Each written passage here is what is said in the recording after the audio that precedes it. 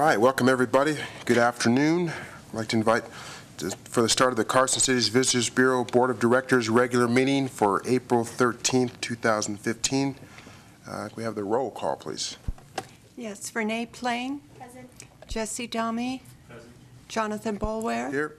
Stan Jones. Present. Karen Aboud. Present. We have a quorum. All right, can we all stand for the Pledge of Allegiance? I pledge allegiance to the flag of the United States of America and to the republic for which it stands, one nation, under God, indivisible, with liberty and justice for all. Thank you. All right, open up for public comment, discussion. All right, seeing none. All right, for possible action, adoption of the agenda. I move to approve the agenda as published. Did you want to change anything, the order of anything? We were going to change the order. Oh, I'm sorry. I make a motion that we change the agenda to move questions 10 and 11 up right after question 6. You want to do 11 and 12? I'm Correct. sorry, 11 and 12. Yes, 11 and 12. Right after 6. Right after 6. Okay. So there's a motion to change the agenda so that 11 and 12 are discussed prior to number 7. I have no problem with that. All in favor? Aye. Opposed? All right. Motion accepted. The agenda will change. So next up will be possible action approval of the minutes. I move to approve the minutes as published, and thank you for making the one correction that I had sent in ahead of time. Second. All in favor? Aye. Opposed? All right, motion passes, and I guess we will, our buddies aren't here. I thought I saw. They're coming down the hall. Are they coming down the hall? There they come.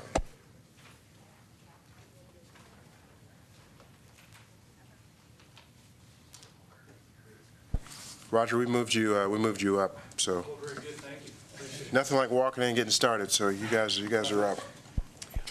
As Roger prepares, I'll let the board know that both Chair Bowler and myself had a chance to meet with Roger and Scott with the Parks and Recreation a little over a week ago, go over some of the numbers, year-to-date reporting, and go over all of the detailed expenses through the fiscal year 15, and found a couple of things that we agreed to take off as a direct cost, but pretty much everything else that was defined as a direct cost stays on. The expenditures that I think they're going to hand out reporting, 75% of the year they have spent $44,000 of the allotted $70,600. We knew based on last year's numbers and that there was some new definitions of direct cost that they would be spending more. Last year they spent just under $89,000, $88,000 plus. Looking at the numbers this year based on where they're at to date and if they're staying consistent with what they spent last year, it's roughly going to be right about $85,000. So they'll be spending about $3,000 to $4,000 less this year. But we've had a chance to go over those direct costs, so we won't have to go through too much detail today, and everything looked great. Okay, so we're going to discuss, for discussion only, presentation of quarterly report for direct expenses for special events and sports tournaments.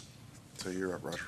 Thank you. And Joel gave a pretty good summary of that. So, are there any questions? No, just kidding. I have the report that Joel mentioned. I'll hand that out to you. And this is really as of March 31st, 2015, and then projecting forward to the end of the fiscal year.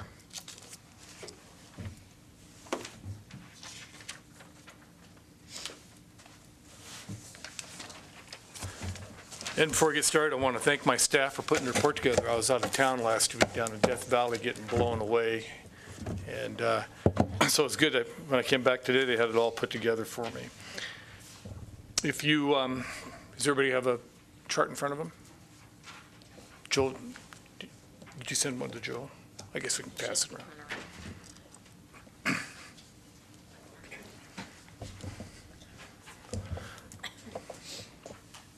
Okay, if you have a copy, I'll go ahead and get started. If you look across the top row of the chart, and under date, you can see as of March 31st, 2015. And And then you look across the expenditures in terms of materials and supplies was $14,572.12.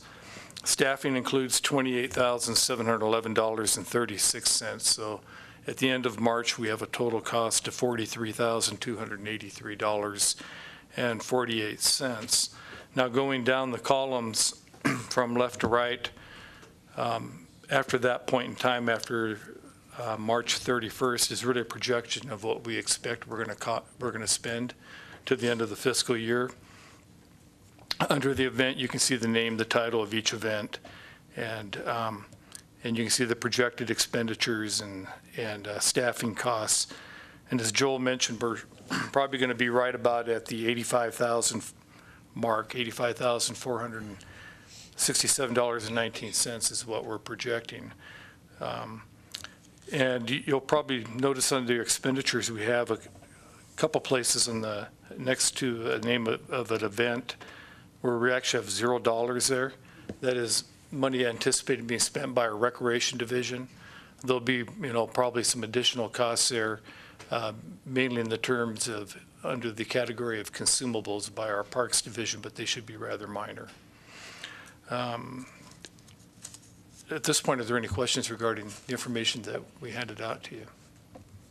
As far as these, maybe it's just a general question, but for the sports tournaments, have we seen any particular area where expenses have gone up year over year? Is there one area that we can anticipate that we're like inflation or what they, for supplies, or yeah. Is this going to be a constant trend, or? You mean a constant trend as far as, excuse me, as far as increasing? Yeah, like is there one area that's just going to constantly go up all the time? It's probably a little too early to really make that determination. Inflation, I think, nationwide is really low to almost nil at this point. It's really driven by the requests that we receive from the tournament directors, and it's also driven by if there's individual growth in the events, and that may necessitate additional porta potties delivered, or it may necessitate increased field marking and maintenance between the games. So it's really kind of demand driven. I also want to add to that it seems over the past few years we've had to purchase temporary fencing, but we're seeing that's every few years. So we'll have a big purchase of temporary fencing. As you see at the bottom, it has the indirects for bases and anchors. We're swapping all of those out. And so that's a split cost with the Parks Division as well for the bases, because we are swapping out the anchors and bases, like I said. And then temporary fences, they come every few years. So it's not a constant, it's not necessarily an increase, but it is a charge maybe, I don't know, every 3 years we'll have to purchase additional temporary fencing or to replace what has been worn out. Question. Didn't we pick up some of the expenses for Comstock shootout? Didn't we pick up some of that? Because I don't see that reflected in here. What we ended up doing is the Comstock shootout, we end up endorsing the tournament, which then we picked up all of the direct costs. So rather than the Comstock, which is a YSA group, historically the YSA would rent the fields and then we would cover a portion of the cost for the tournament. We endorsed the entire event and we picked up all of the direct costs for it last year. Yeah, it saves them some money. It does. It definitely was a higher expense for us last year.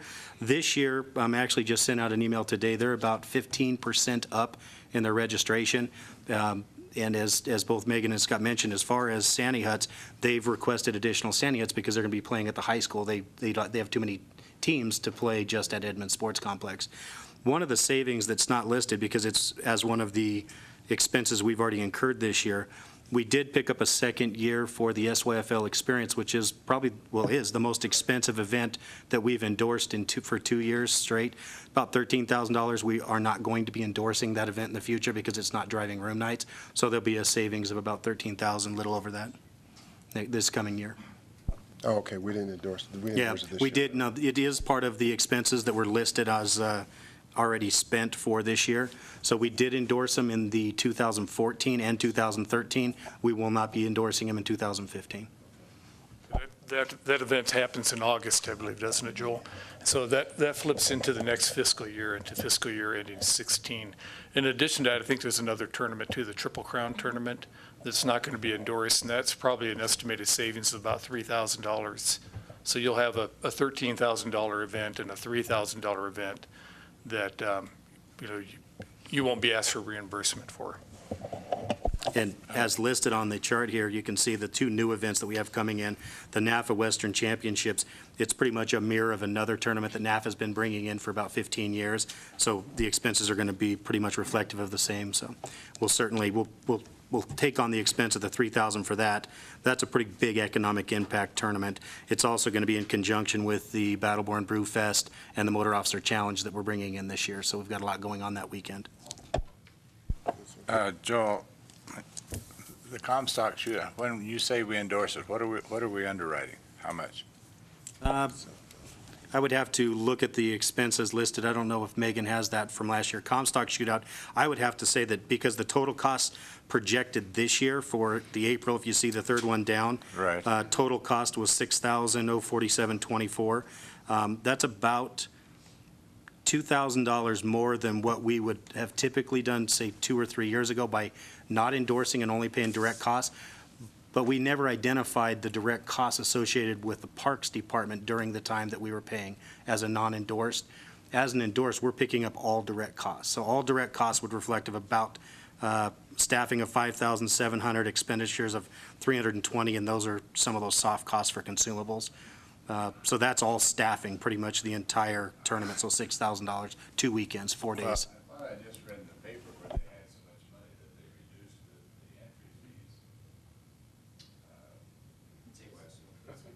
entry fees. I think what you're referring to, Stan, is they have reduced the registration fees for AYSO soccer, not necessarily not necessarily the tournament fees. And I think you're right. That's in part because of the money they made off of the Comstock shootout. Yeah, and They're able to do that. And Scott, correct me if I'm wrong, though, I don't believe that historically the Comstock shootout was ran by the Comstock group, which was more of a competitive soccer group. This last year, 2014, was the first year they turned it over to AYSO as the governing body for the Comstock. So this would be the first full calendar year that the AYSO has ran the Comstock shootout? That's correct, and they treat the Comstock shootout as its own tournament entity. They keep it separate from the league. So when you see in the newspaper that AYSO is giving a break and kids can register for $25, they keep the league business separate from the Comstock shootout. They still maintain that tournament as a separate entity. So, just for matter of record, the spending for the economic impact for 2014 Comstock shootout was just over $2.2 million. It's been consistent about 2.1 to upwards of 2.2, with an increase this year of 15% in registration, and the fact that right now our average daily rate is higher than it has been. I'm expecting that number to go up pretty significantly.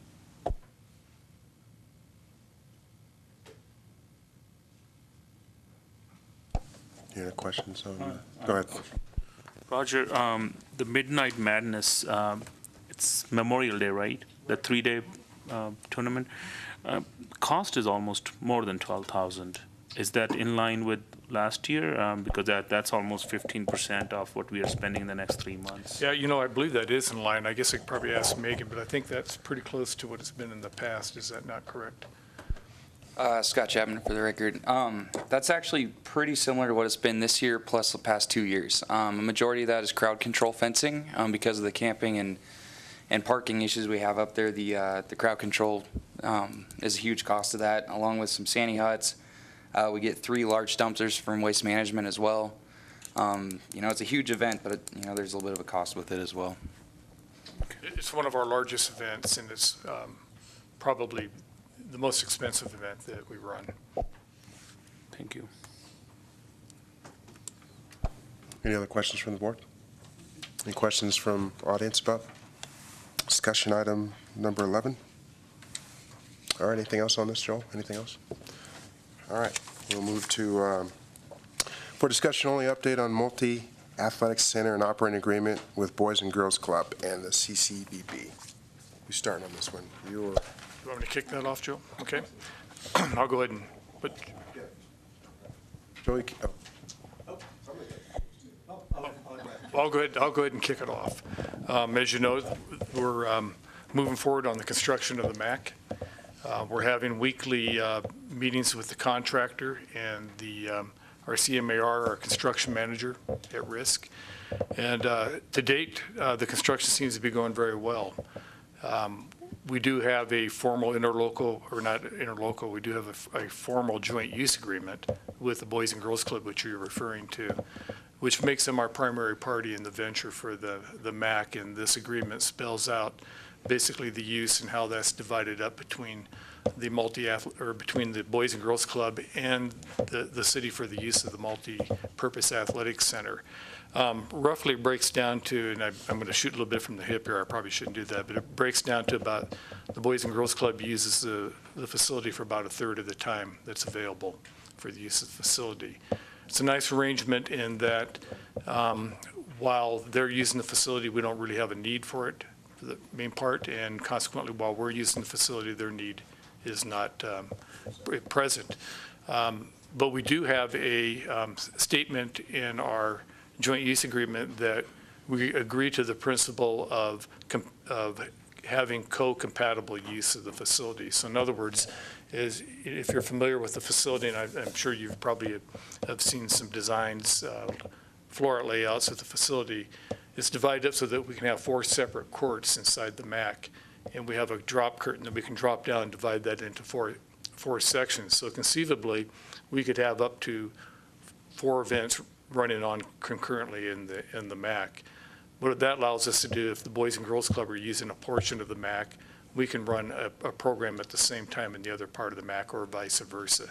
So it's a good relationship that we have with the Boys and Girls Club. We met a while back. Joel attended a meeting with some representatives of the Boys and Girls Club and Parks and Recreation staff, and we talked about the idea of use by the Visitors Bureau to conduct tournaments. Particularly, we know that that's important in the kind of shoulder seasons of the use for the lodging facilities here in the community. And we've agreed kind of in principle that what we would do is we would set aside, target a weekend per month during the shoulder season that would allow Joel and his staff and the Visitors Bureau and whoever Joel happens to be working with to try to bring some tournaments in and schedule that so that we can have use of that facility and provide a positive economic impact to the community at the same time. The way we'll handle that will be similar to what we've handled with the Youth Sports Association. The Boys and Girls Club and the Park and Recreation Department will meet on a quarterly basis. If Joel has a tournament coming up or some dates that he's looking at, he can inform us and let us know when those dates are. We'll bring those to those quarterly meetings, and we're committed to trying to work those in at least a weekend per month. That's kind of the arrangement that we've agreed upon. It was sort of an informal discussion. And Joel, I don't know if you have anything you want to add to that? No, I agree. Looking at moving forward with a new facility, I've been reaching out to a few different tournament directors, one including All World Sports, that's going to look at going into some indoor sports opportunities. And the relationship that with the interlocal agreement between the Boys and Girls Club and the Parks and Recreation, the working relationship in regard to the Visitors Bureau, I'm going to attract tournament directors, have them contact Megan Sirocco with the Recreation Division. Megan will then work with them with the available times and dates and all the parameters of how they're going to facilitate the sports tournament in the MAC. Because we're not in the sports tournament business, we're just going to have the sports tournament directors go directly to the Recreation Division. They then will sit at the table and work with the Boys and Girls Club. The nice thing is I definitely agree that there was an overwhelming sense that one weekend a month would not be too much use to where you could have a serious impact on the lodging properties and the business community throughout the shoulder season. With the winners that we've had the last couple of years, the tournament directors I've talked to over the hill, they're less apprehensive of running tournaments in the area. In the years past, it was tough to get somebody to dedicate their money and their time to a January basketball or a volleyball tournament. And people are traveling over the hill regardless now, but there's certainly not as many travel issues. So I don't see that it's going to be a problem to have at least one a month.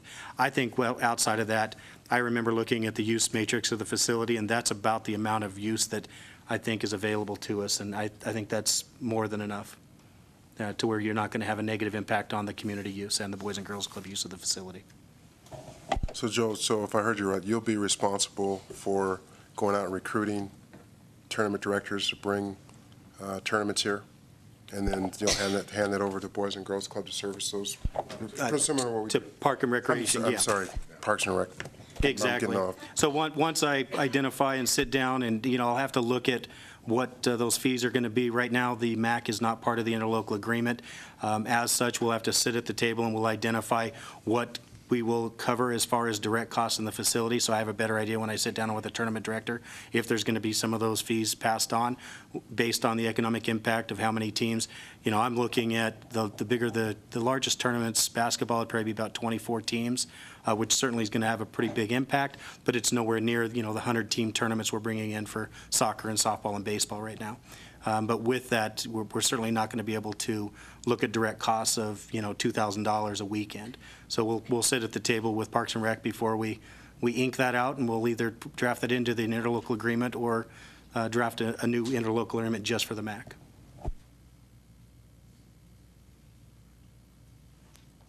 We said, MAC, it's going to be done into this year? It's supposed to be completed by early December, and we're hoping to have it open towards the end of December, early January. And Joe, you've already guaranteed something for January, right? If I understand that correctly? Can I say that for the record? Yeah. You've already guaranteed? Yeah, there's a strong possibility. All right, any other questions about MAC Center? Any questions from the audience about this? All righty. I think you guys are done. Well, thank you very much for having us here. Thanks for coming back from Death Valley, Roger. Yeah, well, it was. Last time I talked to you, you were on your way, and I was so on my guess it way. was a good time. It was good to be out of town for a little while. Thank you, guys. Thank you, everybody. Thank you.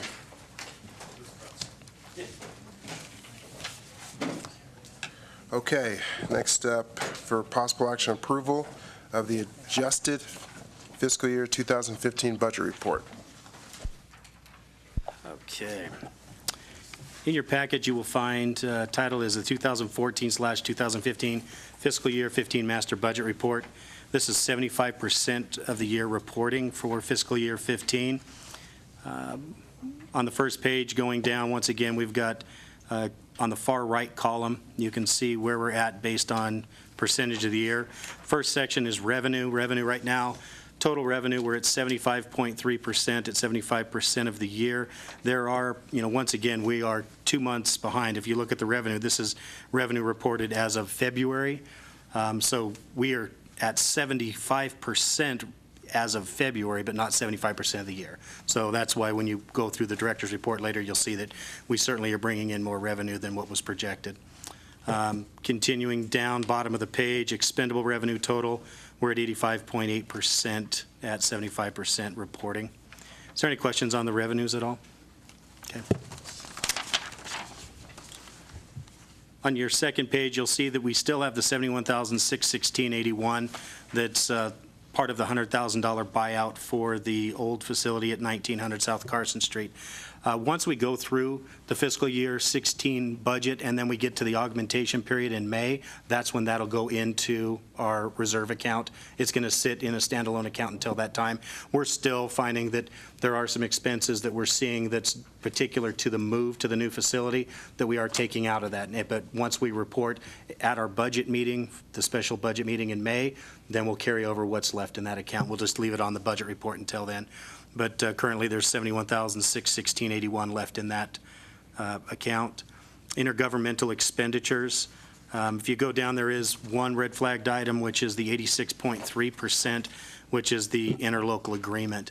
That one is, once again, depending on when finance is pulling out things for the interlocal agreement, we're a little bit ahead of the game, but it's all going to bottom line. If you look at our projection of $109,000, that's based on our current revenues. It'll all balance out to 100% at the end of the fiscal year. Continuing down, you can see, once again, though, we haven't pulled over the full amount for the 2% V&T capital and the capital projects funds. Salaries and wages, bottom line, we're at 70%. Salaries alone, 70.9, and benefits at 67% for a total of 70. So we're saving a little bit money on our salaries and benefits year reporting. Any questions on page 2? Page 3, all of the Visitors Bureau Professional Services expenses. Middle item, which will stay yellow just because of the upfront cost with the contract employees. At 75% of the year, it's just over at 75.3%. Bottom line in professional services, though, we're at 67.8. And, we've got just roughly $40,000 left through the end of the year. We're trimming back and we're doing more with less through the end of the fiscal year, so we'll continue to see savings over the course of the next couple of months. Property services at 55%. Other services, which is insurance, dues, memberships, some of those are up front. Once again, that's 76.6, which is a yellow flagged. That one is just an upfront. You pay for your publications and memberships at the beginning of the year. Bottom line, we're at 75.7% at 75% of the year. Marketing and advertisement, up a little bit on the printing and advertisement at 78.2%. Once again, heavy upfront during the fiscal year. Bottom line within marketing and advertisement, we're at 72.1%. Visitors operating supplies, same thing, operating supplies, heavy upfront in the fiscal year. Bottom line, we're still below projections at 70.5%. And utilities at 52. Bottom line for all services and supplies expenditures, reporting 75% of the year, we're at 66.7%. Once again, the expenses are up to date. The revenues is what is 2 months behind. So, any questions on our expenses on page 3? I have a quick question. Yes. What are the RTC bus passes? Okay, RTC bus passes is kind of, it's one of those where you pay the exact cost and we sell them in the store. We sell the bus passes. We did it at the old site. We're seeing, I think, an increase with our location now and the total number of bus passes that we're selling, being that we're a block away. Yeah, it's just a service and gets people in the building. The back page, and once again, this is just the page that ties in our projected carryovers for the 3 accounts. This is more used at the end of the year when we are preparing for our taxation budget. Any questions on the fiscal year 15 budget?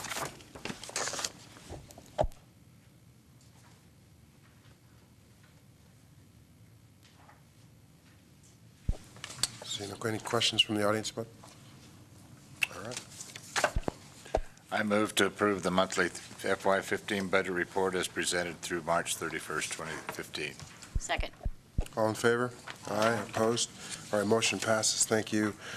Possible action approval for ratification of monthly bills.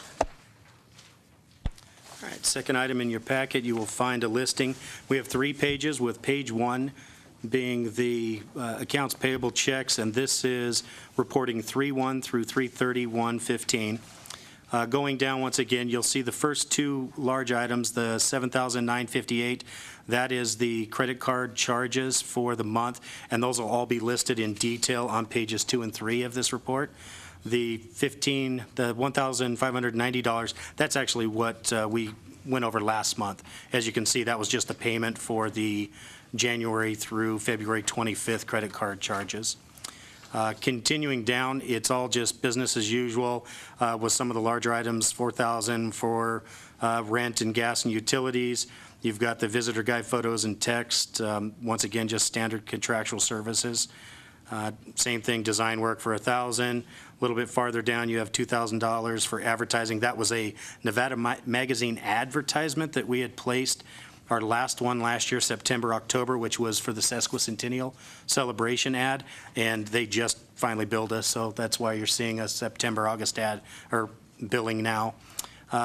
Next one is $1,000. That's just for the paper, because as you know, we're printing that rack card visitor's guide in-house, and that's just for the paper purchase. Bottom line total was $25,324 for the month, and that also includes, once again, $2,000 for an old ad and last month's credit card purchases. Any questions on page 1? Question, Integra Telephone, we pay only $13? It used to be more. Did we do a new contract with them? Yeah, what we did is we actually included that as part of our interlocal agreement, and we're using the city's phone network now. So yeah, we were paying significantly more for our phone services.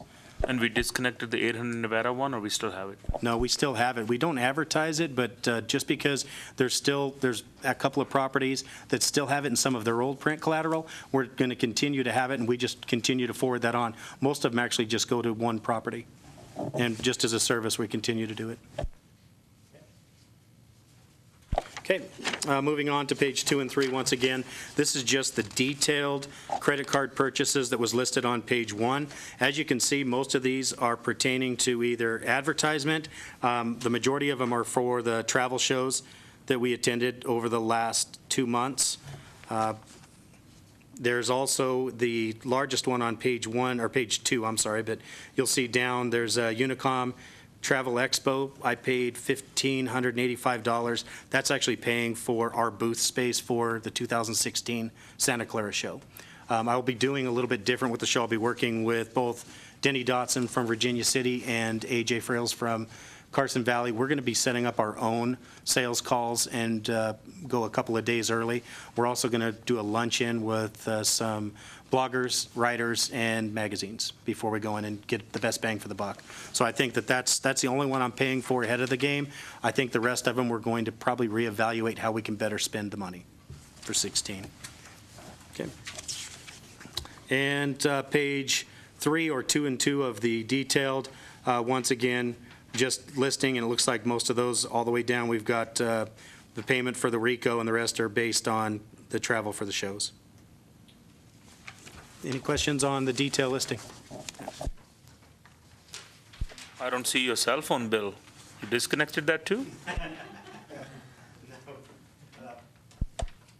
I'd have to ask Chris. It must have just, we either paid ahead or it didn't fall within. It might show up on the next one. I'm not disconnecting that. That thing is nonstop. Good call, Jesse. Any comments from the audience? All right. I move to approve the ratification of the CCVB monthly bills for March 2015. All in favor? Aye. Opposed? All right, motion passes. Thank you. Possible action approval for the appointment of a representative from the Carson City Visitors Bureau Executive Board to serve on the Carson City Cultural Commission.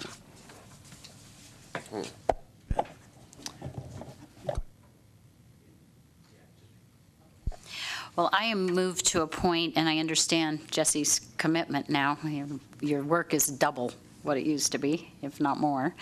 And so I move to appoint Stan Jones to represent the Carson City Visitors Board of Directors on the Carson City Cultural Commission. Second. All in favor? Aye. Absolutely. Good job, Stan. That's right. All opposed? None. That motion passes. Good job, Stan.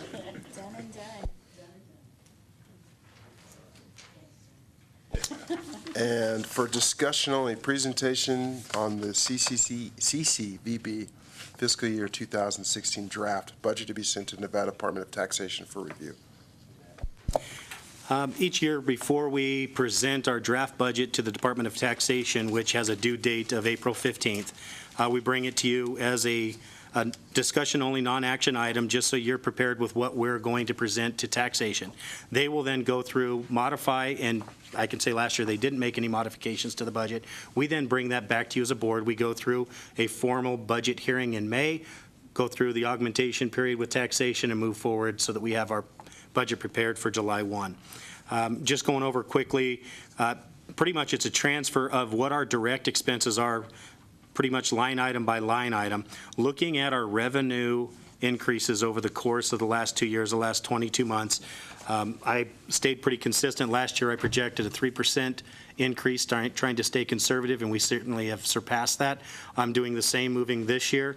Looking back, though, not comparing this year to last year being an LCB year, but looking at the trailing 12 over the last 24 months, I'm once again going to go ahead and go with a projection of a 3% increase in our overall revenues. That's more based on what we've seen with an increase in our average daily rate and our occupancies. Certainly feel confident they're going to be going up, and with that, with our ADR, it's certainly going to see higher than 3%.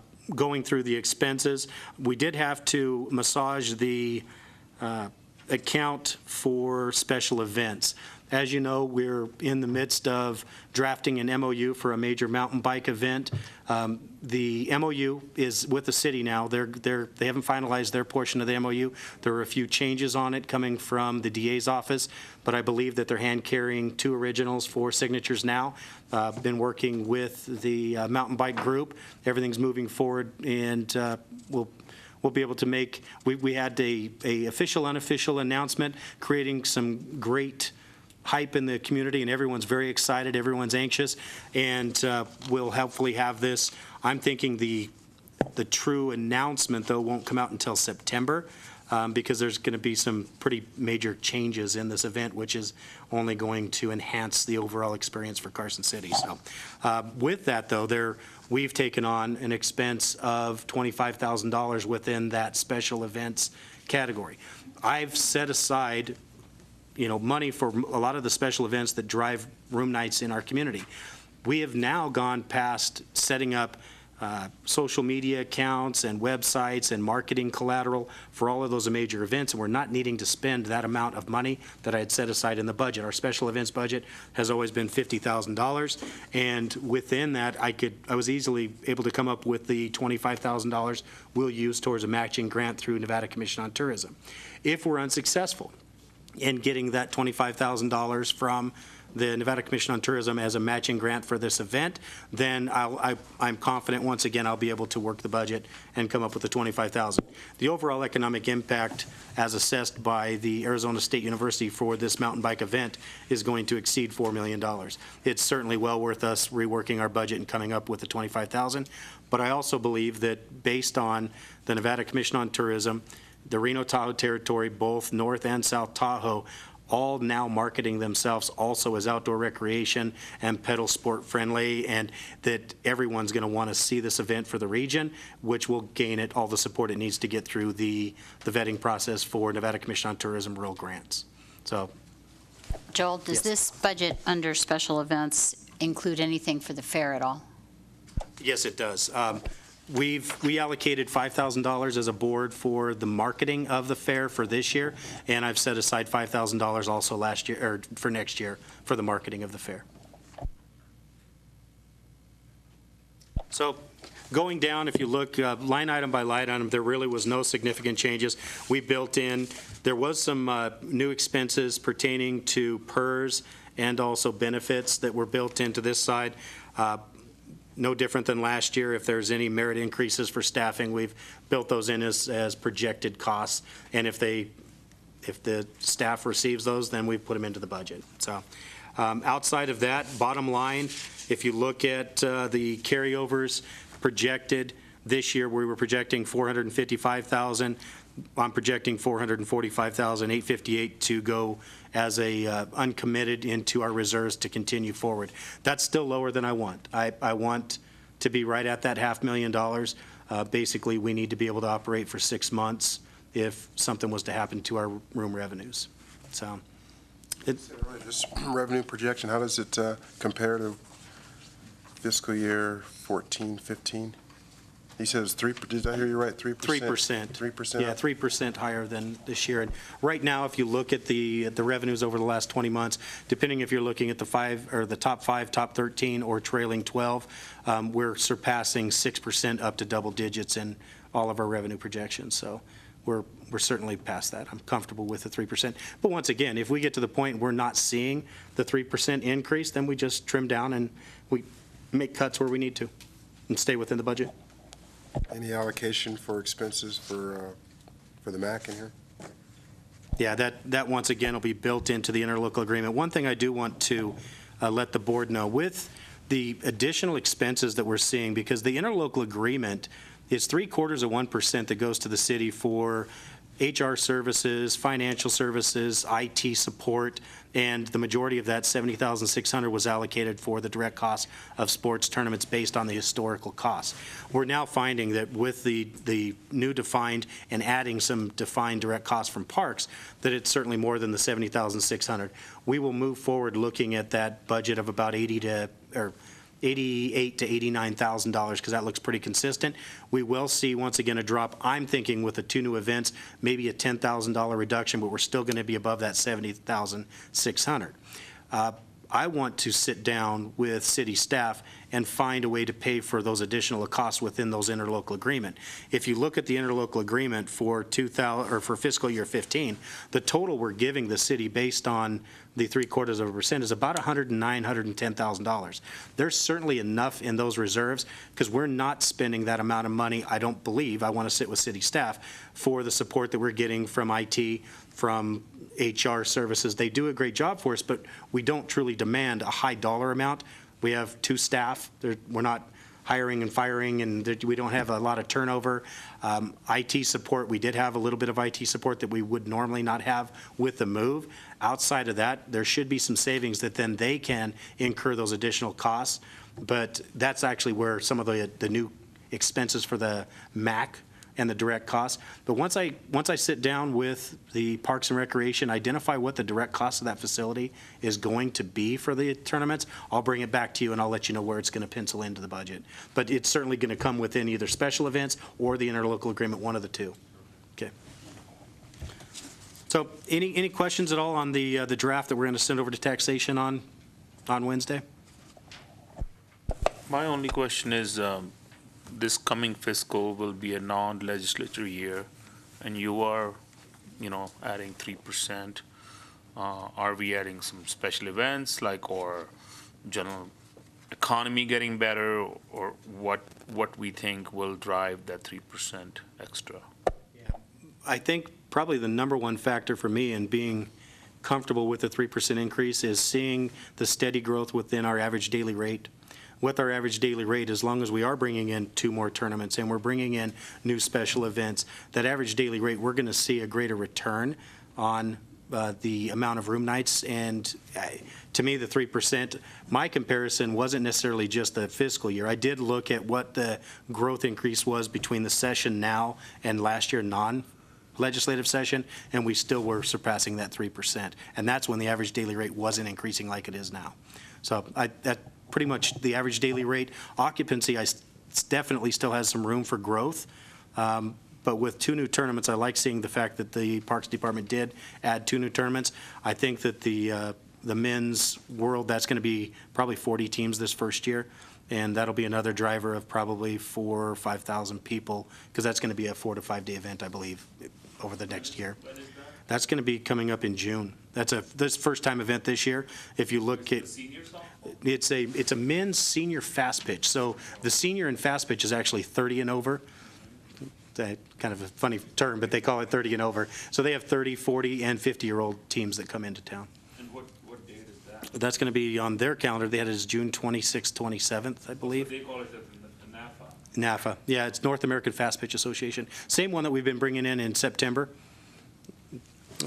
So yeah, and once again, no differently than any other year, if I project 3% and we don't see it, I'll certainly make cuts.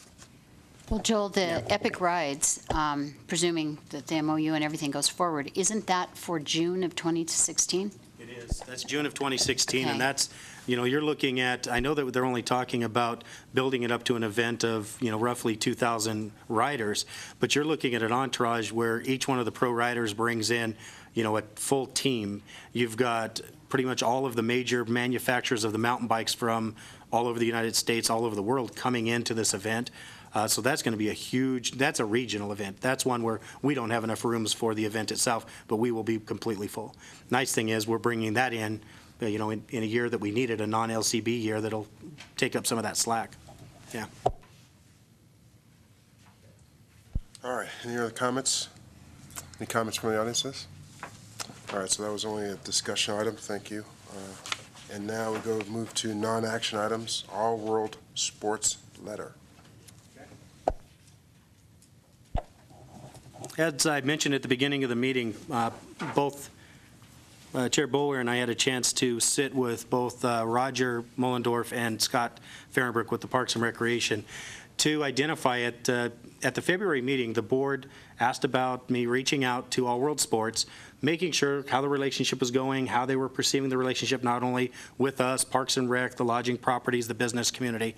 And the letter that was sent back did have a few concerns, but it was primarily with just, some routine maintenance and some concerns with preparing the fields better for the sports tournaments. We were able to sit down with both Roger and Scott. They're going to address every one of the concerns. I'm confident in leaving that meeting that everything will be handled and resolved. I think that we will continue to have a great relationship moving forward with All World Sports. There was nothing on our end that was going to take anything other than just continuing to maintain communication and expanding out into the indoor recreation. The relationship, as far as any concerns with field maintenance or any improvements on behalf of the Parks and Recreation, we're stepping aside, and that relationship's going to be handled directly with Roger. Roger's going to be meeting with Jay Zetz, the owner of All World Sports. So I just wanted to make sure that you guys know as a board that we did follow up on it.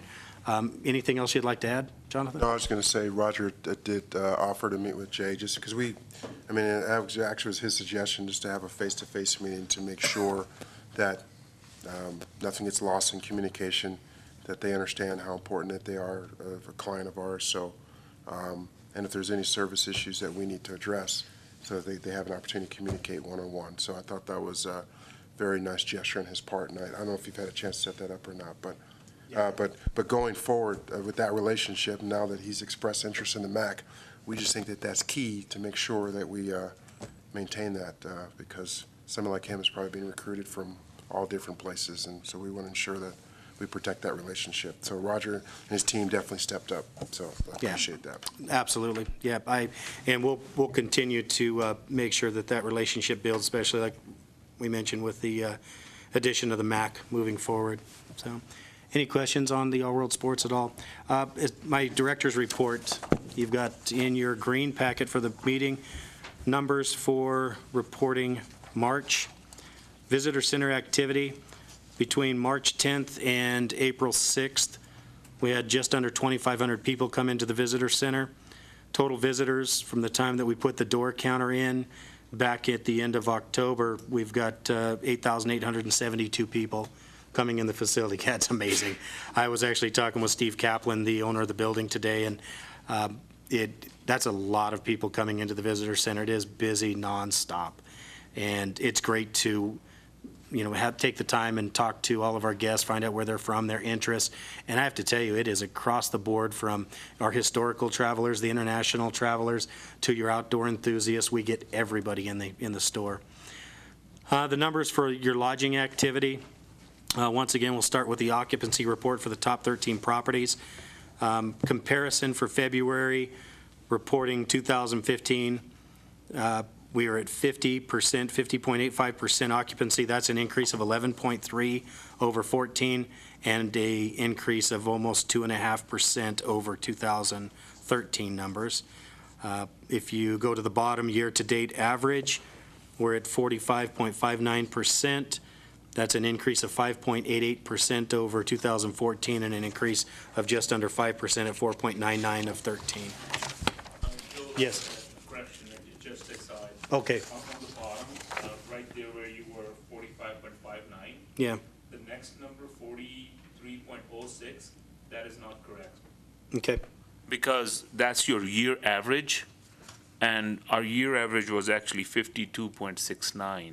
Oh, I'm sorry. That's actually going to be year-to-date average based on just the first 2 months of 2014. So that would be the 43.06% would be at the average of just January, so this February. is comparing to the first. Correct. Okay. Oh, okay. Yeah, okay. yeah. So that way you get apples to apples across the board. So on it the should bottom. be, okay, because on the left side it says year-to-date average, so. Yeah. So what I'll do is I'll always take the whatever amount of months we have in 2015 to draw a comparison to for the years before. So I'll get better wording on that.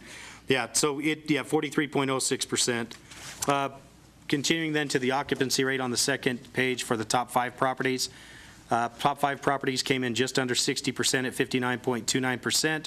That's an increase of 23.02% over last year and 3.17% over February of 2013. Going down, year-to-date average, just the first 2 months, 51.7 compared to 45.97 and 49.86 2013, increase of 12.4 over 14 and 3.69 over 13. Average room rate, the top 13 properties, February was at $62.30. That's up 15.47% over 2014 and up 20.52% of 2013.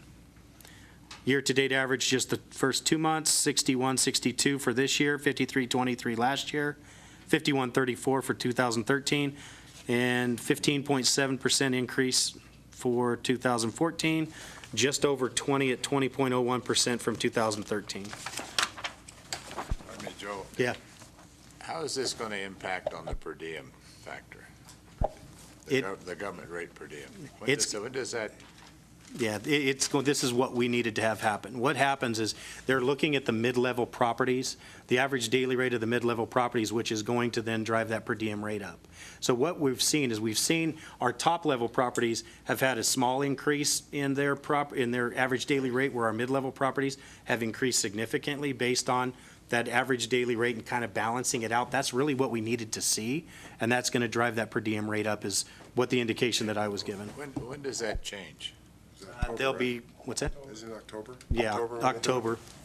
Thank you. Yeah, so yeah, in talking with Amity staff and Washington DC, this is exactly what we needed to see happen. Okay. Continuing for total revenue now, revenue for all properties, we came in just under $985,000 in February. That's an increase of 23.1% over 2014 and an increase of 21.7% over 2013.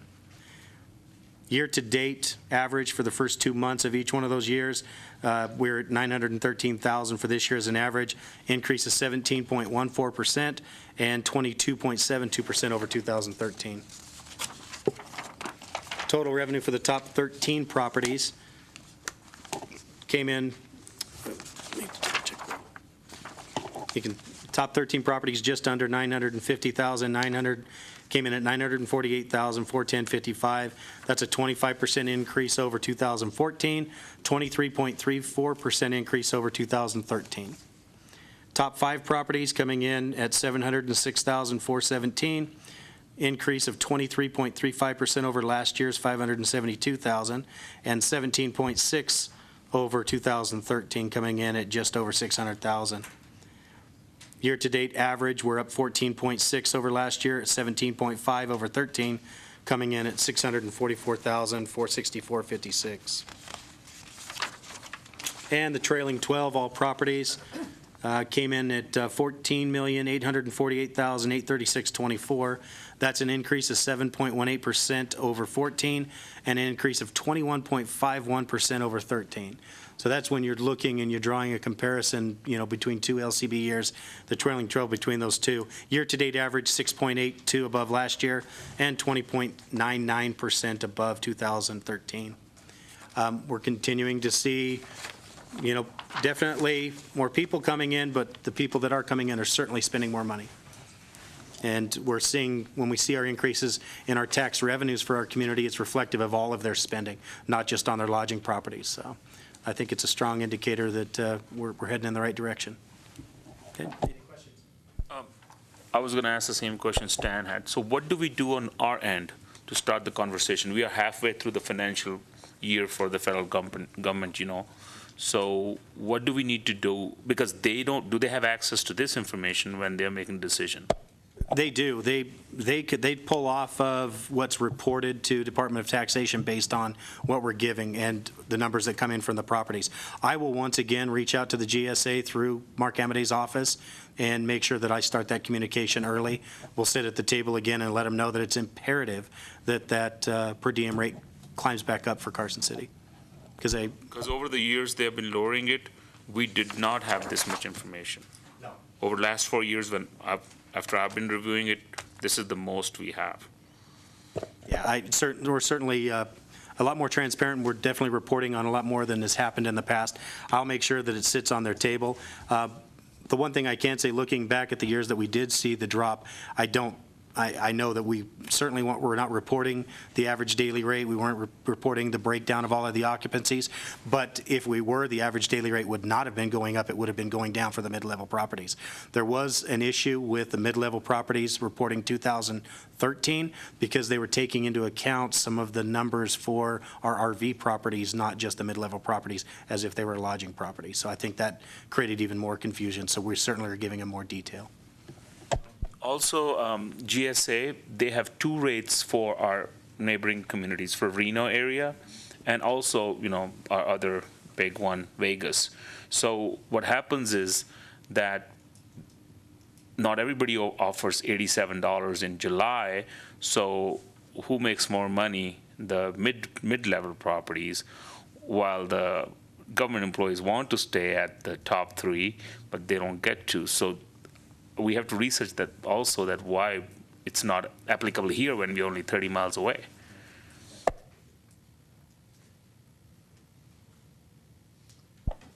Okay, moving on non-action items, got a marketing update from Kyle. And I did want to, we talked a little bit about the MOU. I will send out an email and let everybody know when that MOU final signatures come through. I've been communicating directly with Epic Rides throughout this process, and they know that that memorandum of understanding is coming. What the MOU is obviously we've got that upfront cost, and the city staff is going to incur roughly $30,000 in expenses of direct and indirect expenses for hosting, service supplies, and equipment, and road closures for the event. And that should be, I'm expecting it next week. Joel, where are we on, remember we discussed starting the audit? Yeah, we've approved that. It's part of our budget for fiscal year 16. We will start that July 1. And I will notify in our July meeting the board of the first two properties that we will do. And are you going to select the CPA through bids or what? Yeah, we'll start that process right at the beginning of June and have it ready for July. And I'm expecting that the first audit will start after we come back to the board, so probably that third week in July. Should probably send a letter out to the properties, let them know that this, since they haven't been audited for so long, that when people show up, this is what it's about. So. Yeah.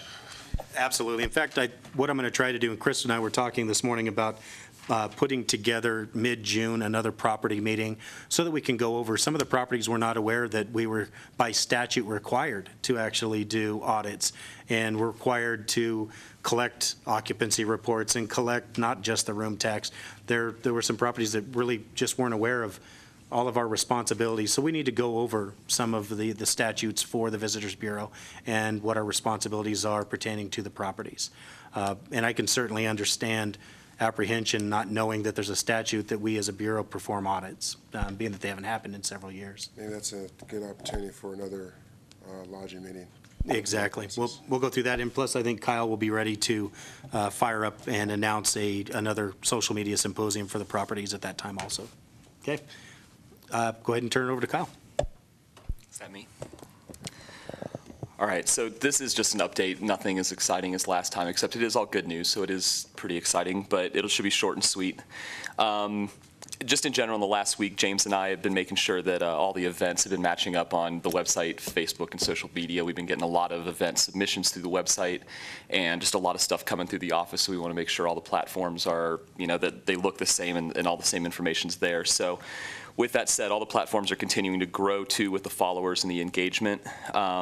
From the Be Our Guest standpoint, which is the campaign that we pitched last time, we've gotten 3 of our translations back, so Portuguese, Spanish, and German.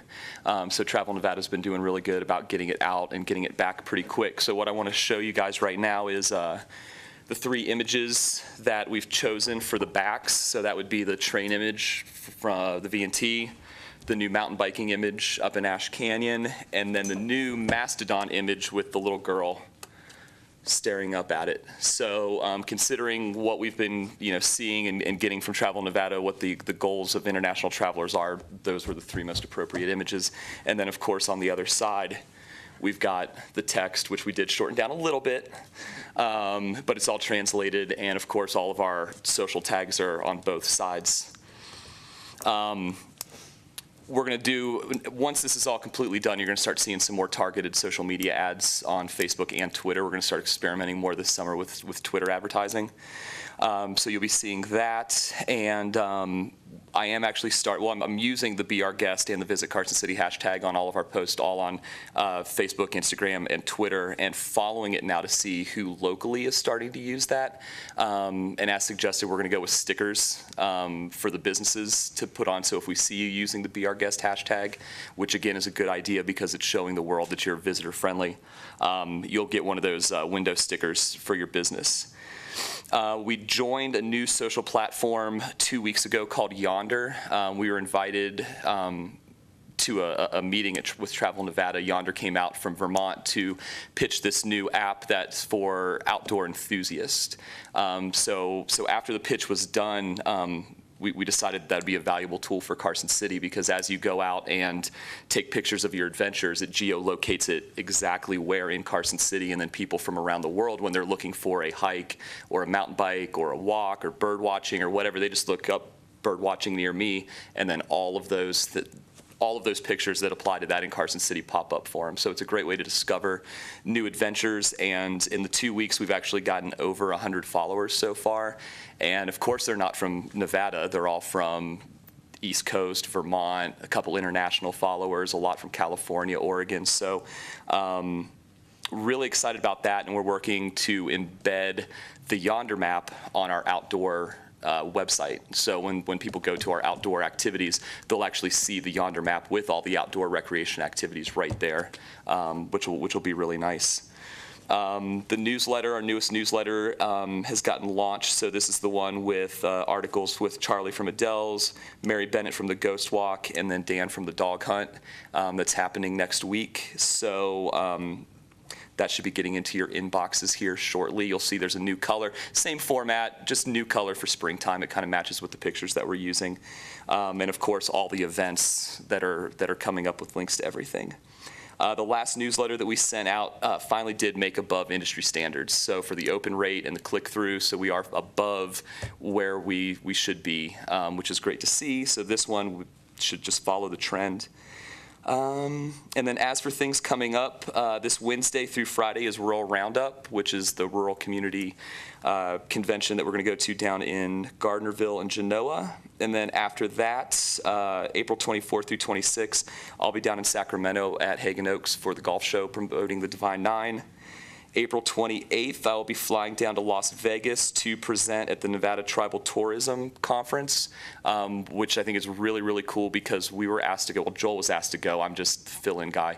But because we're one of the only visitors bureaus in Nevada doing anything partnering with the native tribes, they had asked us to come and kind of talk about why we're doing that, what our goals are, and just kind of how tribes can work with their visitors bureaus to benefit each other mutually. And then in May, I'll be presenting with Caitlin Godby from NCOT, who's their social media manager, to give a prezo at the SET Rural Communities Economic Development Conference, social media and everything like that. So other than that, that's what I got. Kyle, just a question, and not sure how or if you're integrating the Carson Pride issue for the corridors going forward in construction. Is that going to be part of the newsletter? Are you integrating that in any way? Actually, I just, over the course of the last week, started working with Daniel Rotter, and they're going to go ahead and use our images for the Carson Pride, which I think the announcement was in the newspaper on Sunday. And I'm glad that they did reach out so that it's a very consistent approach, and using our images, it just ties into the brand of what our community's about. I just gave them access to the photos today. We'll work with it. We will then launch and share all of that content through our social media platforms, and we'll certainly be a partner in the entire effort. Yeah, absolutely. Touching on that was one of my notes. I also wanted to add that had an opportunity to finalize the banner projects, both with the Cultural Commission and also the Downtown Business Association. Working with Kat this morning, we're moving forward. There's just a few additional images. We needed a couple of additional striking images of our golfing within the region, and then we're going to move forward those banners. It has a grant project. It needs to wrap up around the middle of June. So you will see, once again, an array of beautiful images of the faces of Carson City throughout downtown Curry Street and Fairview over the course of the next month and a half. Kyle touched on the U.S. bird dogs. We've worked with, it's a group that actually, the event is outside of Carson. It is in Lyon County, but all of the lodging is happening in Carson. And this is, I believe, their third or fourth year. It's a very successful event. It's the U.S. Bird Dog National Championship. They go out and their dogs, they're scored by their dog score of how well they hunt and point. They're hunting chucker. And I believe that there's upwards of 100, 120 shooters. We're going to work with them to build that into a pretty major event on the West Coast. So a lot of opportunity, knowing that all the lodging and the daytime spending happens in Carson City. It's a good partnership for us. Outside of that, I think Kyle pretty much covered it all, if there's any questions. Last is the meeting for May. We'll meet back here again May 11th at 4 o'clock. Sounds good. Any board comments or announcements?